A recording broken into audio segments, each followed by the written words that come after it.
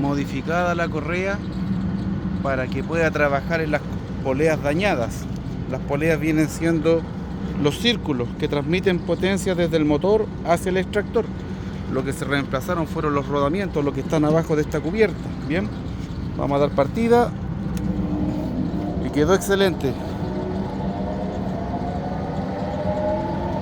Pero esta es una reparación provisoria, modificando la correa. Es decir, esta correa va a durar lo que dure, pero por lo menos el equipo no queda detenido.